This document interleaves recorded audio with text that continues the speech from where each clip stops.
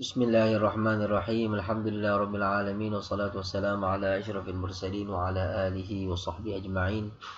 Subhanaka la ilma lana illa ma 'allamtana innaka antal alimul hakim wa la haula wa la quwwata illa billahil aliyyil azim.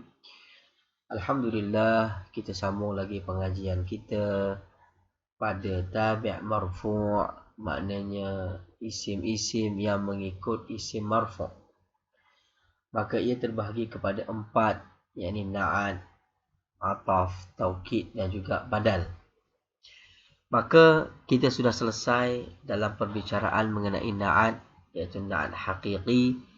Hari ini saya akan membicarakan mengenai na'at sababi, iaitu namanya adalah na'at sababi. Apakah dia itu na'at sababi? Na'at sababi ialah sifat ataupun na'at, boleh panggil sifat, boleh panggil yang merofokkan isim zahir. Jadi kalau kita belajar pada na'at sebelum ini, iaitu na'at haqiqi, adalah sifat yang merofokkan isim dhamir yang kembali kepada mausuf. Itu na'at haqiqi. Tapi kali ini kita belajar satu lagi jenis na'at, satu lagi jenis sifat, iaitu na'at sababi, iaitu sifat yang merofokkan isim zahir. Maknanya selepas na'at itu ada isim zahir. Selepas na'at itu ada isim zahir.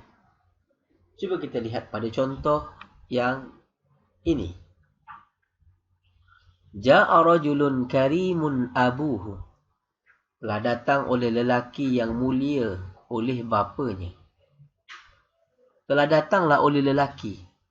Lelaki yang mana? Yang mulia. Siapa yang mulia? Abuhu. Mulia oleh bapanya. Jadi selepas daripada na'at ini, selepas daripada na'at ini, maka terdapat isim zahir. Ini isim zahir. Karimun sifat yang mulia. Abuhu fa'il. Maknanya siapa yang mulia di sini? Bapanya yang mulia. Karimun abuhu. Ini dipanggil sifat sababi. Walau macam mana pun karimun tetap ada kena-mengena dengan rajulun. Kerana abu ini adalah abu rajulun. Bapa ini adalah bapa rajulun. Lepas kita kata telah datanglah oleh lelaki. Lelaki yang mana? Yang mulia. Yang mulia apa? Oleh bapanya. Bapa lelaki tersebut. Jadi kita nak menceritakan sifat mengenai lelaki ini. Tapi untuk kita menceritakan sifat lelaki ini, kita menceritakan sifat ayahnya. Agar lebih jelas kita mengenal lelaki ini. Sebab itu ini dipanggil sifat sababi. Dia agak berbeza. Kalau abuhu ni dibuang, kita kata ja'a rajulun karimun, maka di situ akan jadi na'at hakiki. Telah datanglah oleh lelaki yang mulia. Akan jadi na'at hakiki kat sini. Tapi bila ada abuhu di sini, maka dia jadi na'at sababi. Kerana na'at ini merofokkan isim yang zahir. Isim zahir ni abuhu. Abuhu fa'il daripada karimun dan hukumnya rafa'. Alamat rafa'nya adalah salah ni. Bukan dhammah. Alamat rafa'nya adalah waw. Ini salah teknikal dalam menulis. Nanti saya akan betulkan. Alamat rafa'nya adalah waw. Kerana dia isim 5. Alamat rafa'nya adalah waw. Kerana dia adalah isim 5. Salah. Teknikal. Baik. Tengok seterusnya. Apakah hukum pada na'at sababi? Na'at hakiki kita dah tahu. Hukumnya adalah sifat mengikut mausuf 4 perkara. Tetapi apakah pula hukum pada na'at sababi? Na'at sababi hukumnya adalah sifat mesti mengikut mausufnya pada 2 perkara sahaja. Sifat mesti mengikut mausufnya pada dua perkara. Jadi berbeza dengan na'at hakiki. Na'at hakiki 4 perkara mengikut mausuf. Tapi na'at sababi hanya 2 perkara. Apakah 2 perkara itu? Yang pertama rafa', nasab, khafat, jazam. Ia dipanggil i'rab. Mana mesti kena mengikut i'rab.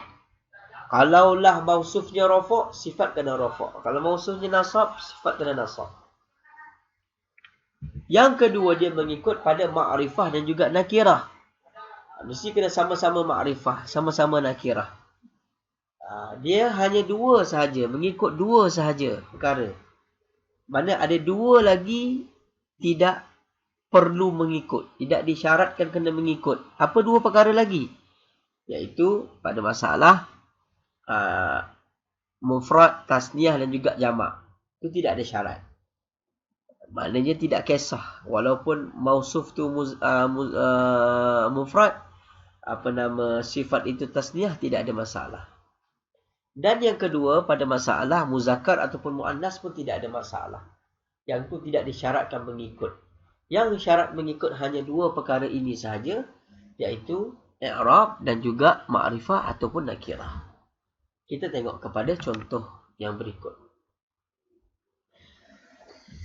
Okey. Ja'a rajulun karimatun. Salah lagi kat sini. Mim ni balik atas. Aduh. Silap teknikal. Bagaimana? Silap teknikal. Tak mau ulang lah. Saya akan betulkan dalam penulisan. Baik. Ja'a rajulun karimatun ummuhu. Masa nulis tak semak. Bila dah rakam, baru sedar kesalahan. Tak apa. Tidak ada masalah. Ja'a rajulun karimatun ummuhu. Telah datanglah oleh lelaki yang mulialah oleh ibunya. Karimatun ummuhu. Telah datang oleh lelaki yang mulia oleh bapanya. Pun tidak diterjemahkan juga di sini. Salah lagi. Jadi terlampau sangat banyak salah. Apa yang saya akan betulkan Minta maaf banyak-banyak kerana terjemahan salah. Sebab tidak tengok elok-elok. Telah datanglah oleh lelaki yang mulialah oleh ibunya. Bukan bapanya, oleh ibunya. Okey. Kat mana kita nak belajar di sini? Karimatun adalah sifat. Betul? Sifat. Rajulun adalah mausuf. Betul? Ini sifat, ni mausuf. Okey. Sekarang ummuhu adalah fa'il. Fa'il kepada karimatun. Ataupun satu lagi kita panggil isim zahir kepada karimatun.